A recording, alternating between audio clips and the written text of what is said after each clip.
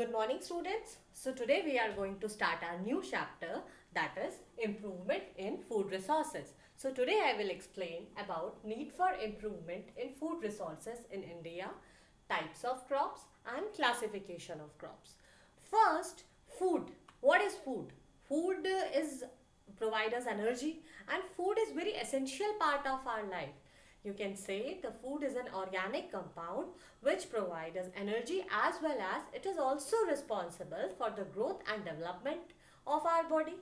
As well, the fruits consists of, or you can say food provides us essential nutrients such as carbohydrates, fats, vitamins, proteins, minerals.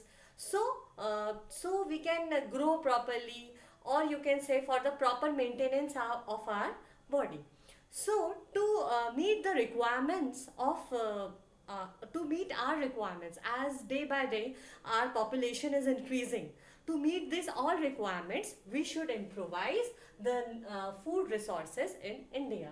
You can say we can improvise our techniques of food resources in India. So this chapter is all about this, how we can improvise the techniques of farming, of animal husbandry, so we can fulfill our food needs. Okay.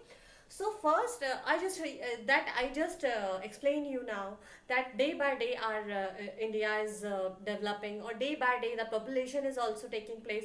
The growing population is also taking place. So the definitely we require more food.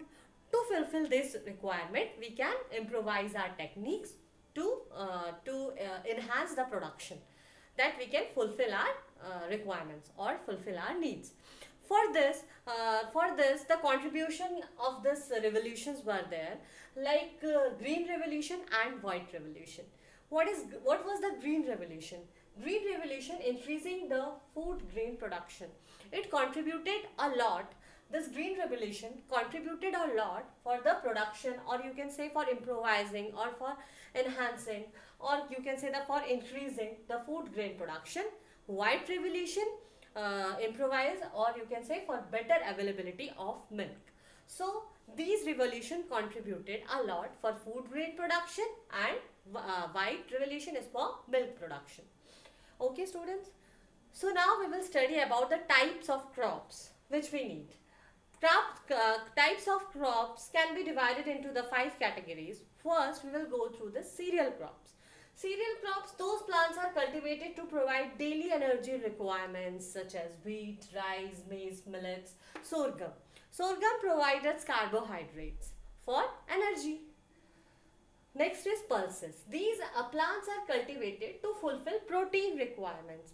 As the proteins are the building blocks, so it requires to fulfill the protein requirements, we need the pulses like gram, pea, black gram, green gram, pigeon pea, lentil, all you see, all these pulses, or you are saying it dal. Okay, so these fulfill your protein requirements. Next, oil seed crops. Oil seed crops, these plants provide necessary fats and oils like soya bean, groundnut, sesame, castor, mustard, linseed and sunflower. These all are oil seed crops. Vegetables, spices and fruits, as you know, they fulfill the requirements of variety of vitamins, minerals, with small quantities of proteins, carbohydrates and fat. Definitely they also, by taking the vegetables, spices, food, by taking all these as a balanced diet, it will improvise our immune system. It will by taking all these food, it will helps for proper growth and maintenance of our body. Okay, so these all are the examples are cabbage, onion, pepper, etc. Next is fodder crops. Fodder crops are what? These plants are raised as food for the livestock. Livestock means the animals which are living in a farm. So obviously they also need food.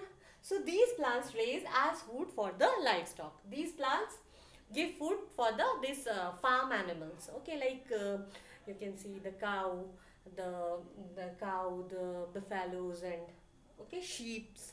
Example, bersine, oats and Sudan grass, etc. These are called as fodder crops. So definitely if we will feed these animals, these livestock animals, or you can say these farm animals, we feed properly we feed properly cow, buffaloes, definitely we will get more milk availability. We have to by the rearing of sheep, we are feeding the sheep properly, we are getting more wool from them. So these all comes in the animal husbandry, to provide a proper shelter, to provide a proper food and nutrition to the farm animals, that we can get the food as well as the food, or you can say the milk, or you can say the wool from the animals.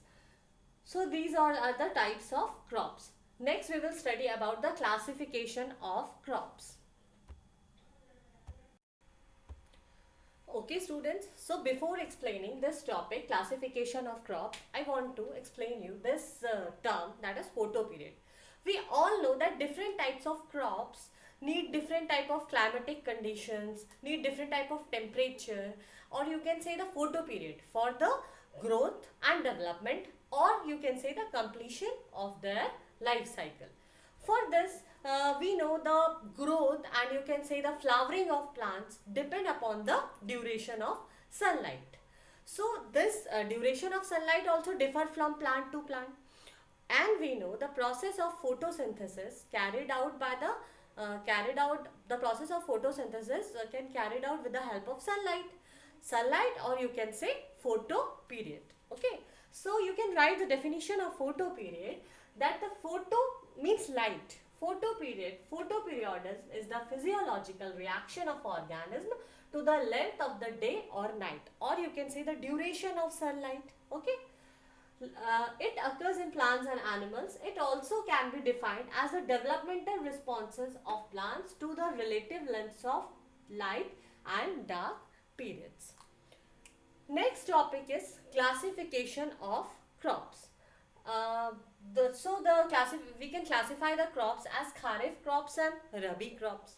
Kharif crops, these crops are grown in hot and rainy season from the month of June to October. For example, paddy, soya bean, pigeon pea, maize, cotton, green gram, groundnut and black gram, etc. Rabi crops, these are grown in dry and winter season from the month of November to April. Example, wheat, pea, gram, mustard, linseed and barley. So these are we can classify the crops into two types. So students, next in the next class, I will explain you about how you can improvise the techniques for more production. So in the next topic, we will continuing that what practices we can do for the improvement in food resources of India. Thank you. Thank you for today's class.